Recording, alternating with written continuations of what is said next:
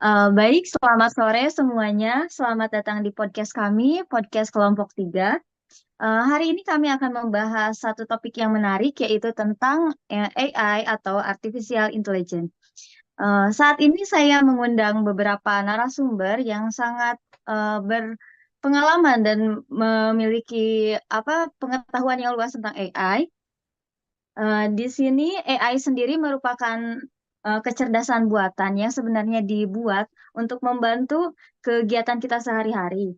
Namun, saat ini AI menjadi isu hangat karena banyak pro kontra dalam penggunaan AI, terutama di bidang pendidikan. Jadi sebelumnya mungkin alangkah lebih baiknya kalau kita bahas dulu ya, apa sih itu AI dan apa sih hubungannya dengan pendidikan? Mengapa ini menjadi isu hangat? Bagaimana saya ingin mengetahui pendapat dari Pak Vela. Silakan Pak Vela, apa sih itu AI dan apa hubungannya dengan pendidikan? Oke, terima kasih Bu Wiwit atas kesempatannya. Nah, di sini mungkin saya akan menjelaskan ke teman-teman, nah apa itu AI.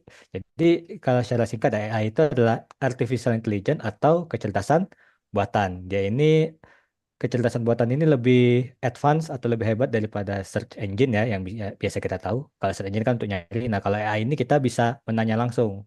Kita tanya langsung dan dia ngasih respon gitu ke kita. Kayak kita berbicara dengan orang, tapi ini kecerdasannya dibuat gitu. Nah, di dunia pendidikan ya, untuk AI ini biasanya digunakan untuk membantu ya, membantu ngebuat laporan atau ngebuat jurnal kalau untuk dosen, artikel atau proceeding dan sebagainya gitu. Nah, untuk AI sendiri ya, dia ini ada untungnya ya karena membantu tadi ya, cuman ada ada ruginya juga.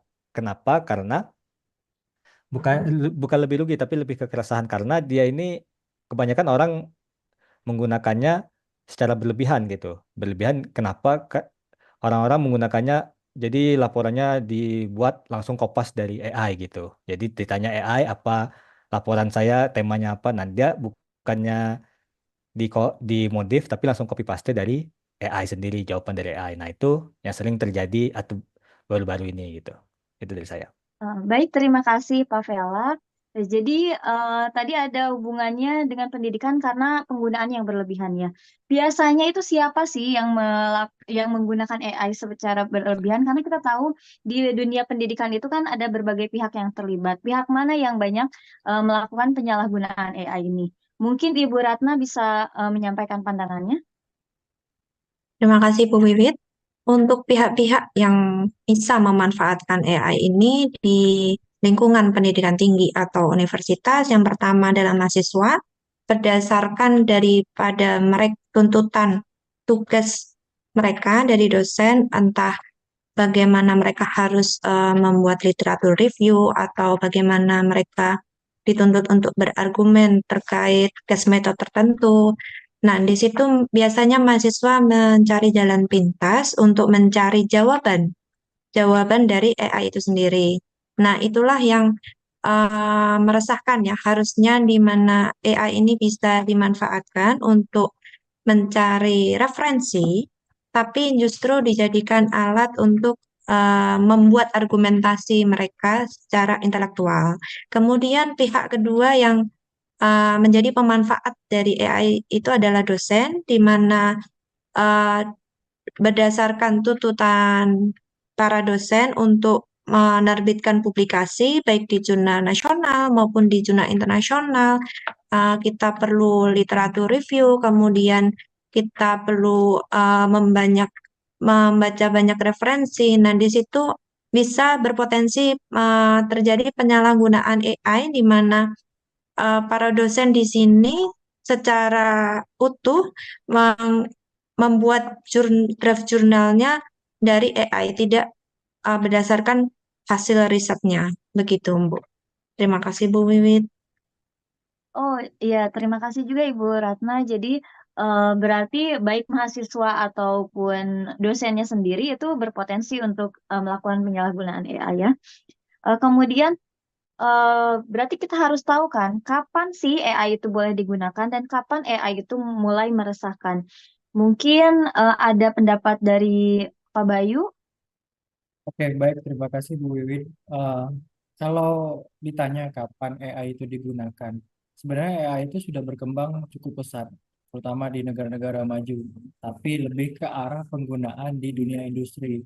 Tapi ketika diterapkan di dunia pendidikan, AI itu mulai berkembang pesatnya itu tahun 2000-an. Tapi yang meresahkannya itu ketika zaman pandemi COVID, di mana kan semua kegiatan itu sudah beralih ke arah digitalisasi. Dan artinya kalau kita berbicara mengenai digitalisasi, lebih ke arah yang modern, inovatif, dan cepat, kayak gitu. Tapi dalam hal ini mulai tahun 2022, 2023 mulai muncul keresahan-keresahan seperti uh, beberapa kasus belakangan kayak gitu kan. Beberapa kasus belakangan yang dimana AI itu sering disalahgunakan. Contohnya kalau di lingkungan perguruan tinggi ada beberapa sampel katakanlah ya saya menyebutnya sumber daya manusia yang menyalahgunakan dalam hal publikasi. Sebenarnya kita kita dapat memanfaatkan lebih baik AI itu, tapi jangan serta merta kita harus, tapi tidak serta merta kita harus semuanya kita adaptasi dari AI. Perlu adanya filterisasi juga dari AI itu. Jadi kalau ditanya kapan meresahkannya, ya ketika mulai terjadinya pandemi COVID. Baik, Itu sih Pak menurut Bayu. saya. Berarti sebenarnya AI itu sudah lama berkembang, tapi mulai banyak digunakan dan mulai meresahkan itu setelah pandemi COVID ya, karena kita Ya, lebih banyak menggunakan sesuatu yang online gitu ya. ya. Jadi mungkin kita perlu tahu ya, di mana sih batasan penggunaan AI itu, supaya kita tahu kapan setelah tahu batasannya, mungkin kita bisa menentukan apakah AI ini benar-benar negatif atau mungkin kita bisa menentukan tahap selanjutnya untuk penanggulangannya. Jadi di mana batasan penggunaan AI ini? Ibu Eka mungkin mempunyai pendapat mengenai hal tersebut?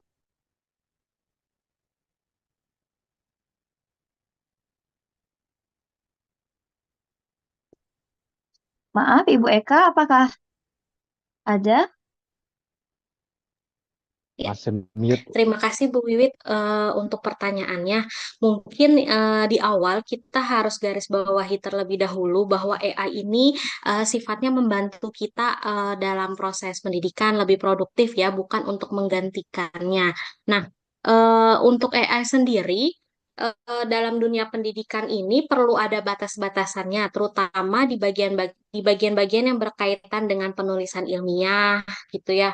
Terus integritas akademik sama proses penilaian mungkin ya. Nah, penetapan ini eh, penting untuk dilakukan agar apa namanya agar AI ini dapat mendukung cara-cara pembelajaran juga apa menghindari adanya plagiarisme. Misalnya AI itu telah digunakan untuk menghasilkan teks otomatis gitu ya atau membantu dalam proses penulisan akademis. Nah, gimana caranya AI ini membantu mahasiswa dalam merumuskan ide bukan menghasilkan karya ilmiah yang tidak asli. Mungkin seperti itu, Bu.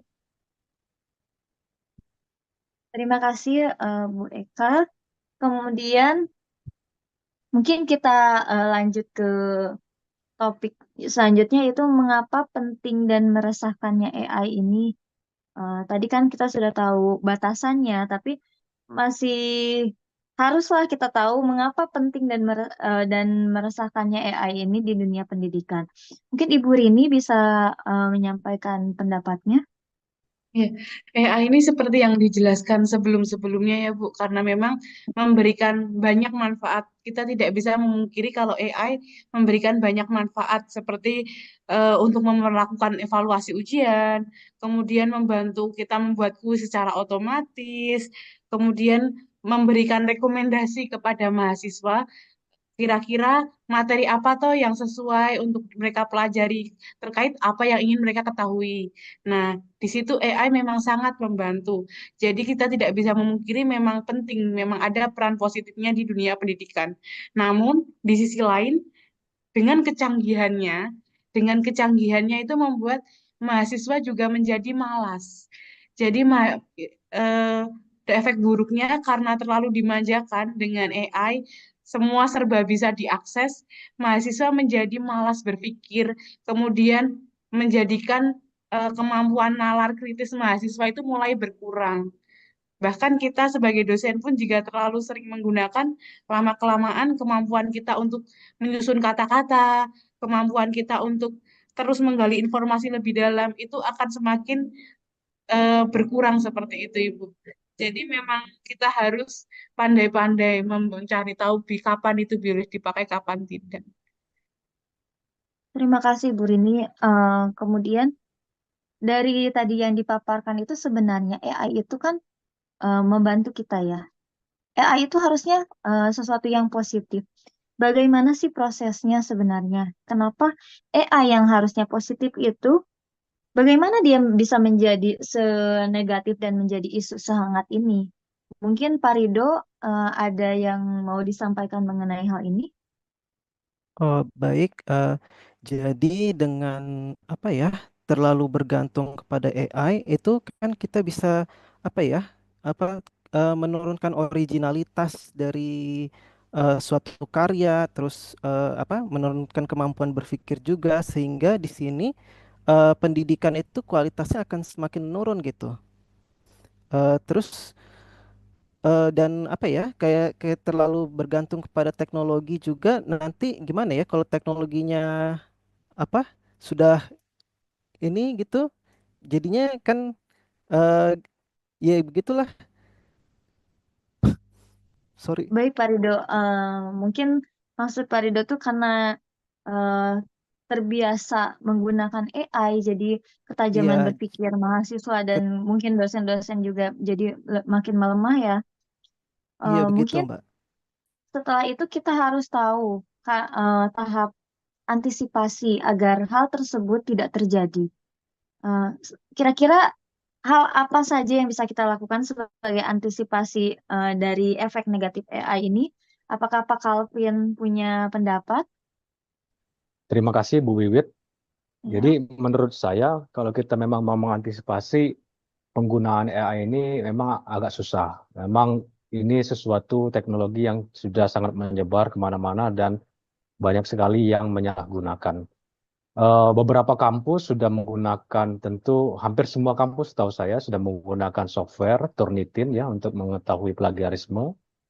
Dan juga ada beberapa kampus yang sudah mengaplikasikan penyertaan surat pernyataan level AI.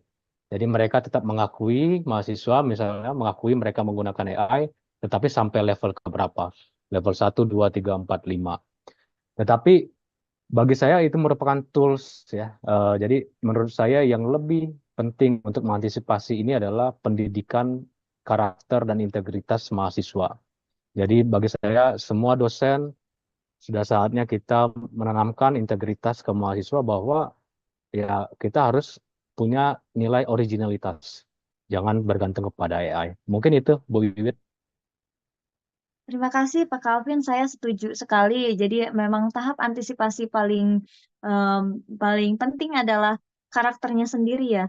Tapi kalau misalnya karena ini AI sudah banyak digunakan ya untuk oleh semua universitas, apabila penyalahgunaannya sudah terjadi, hal apa sih yang bisa kita lakukan untuk menanganinya? Mungkin Pak Tri bisa menyampaikan pendapatnya. Ya, terima kasih atas kesempatan. Jadi kalau menurut saya apa, kita harus melakukan identifikasi dulu ya. Penyalahgunaannya itu sudah sampai sejauh mana sih yang sudah terjadi gitu. Apa berapa besar dampak dampaknya terhadap hal-hal yang lainnya. Lalu yang kedua adalah kita harus melakukan penegakan hukum. Nah, di kita ini apakah sudah ada, apakah belum ya siap hukum yang berlaku, gitu ya. Aturan-aturan tertentu yang berlaku mengenai penggunaan penyalahgunaan AI. Nah, kalau itu sudah ada, artinya kita harus tegakkan apa apa yang harus dilakukan gitu ya, hukumannya seperti apa gitu ya dengan pelanggaran tersebut. Lalu selanjutnya adalah adanya peningkatan sistem untuk melakukan pengecekan kembali untuk selanjutnya itu tidak terjadi kembali gitu penyalahgunaan AI itu. Mungkin itu sih yang bisa saya pikirkan dari. Terima kasih Pak Tri. Dari diskusi kita yang lumayan seru ini, mungkin bisa ditarik suatu kesimpulan tentang isu positif atau negatifnya AI ini. Mungkin bisa dibantu Pak Amirul, kesimpulan apa yang bisa ditarik dari diskusi kita hari ini?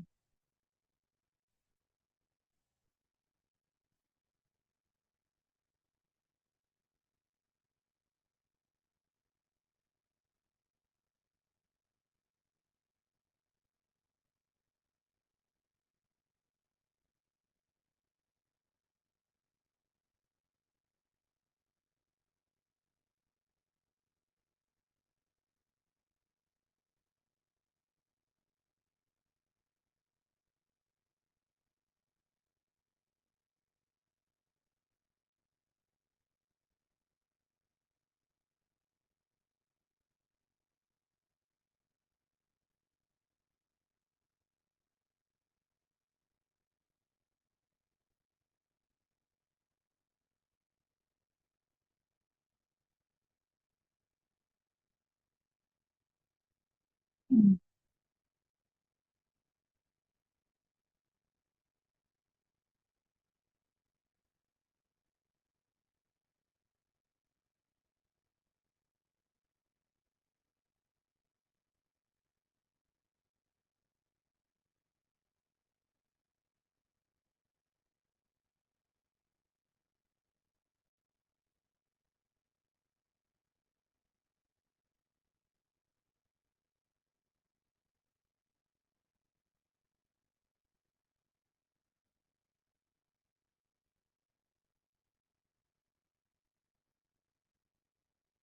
Terima kasih rekan-rekan semuanya atas diskusi kita hari ini. Sangat menarik ya mengenai AI ini. Namun karena waktu kita terbatas, mungkin diskusinya kita akhiri sampai di sini. Terima kasih untuk partisipasinya dan sampai jumpa mungkin di podcast selanjutnya. Assalamualaikum warahmatullahi wabarakatuh. Waalaikumsalam Assalamualaikum warahmatullahi warahmatullahi wabarakatuh. wabarakatuh. Waalaikumsalam warahmatullahi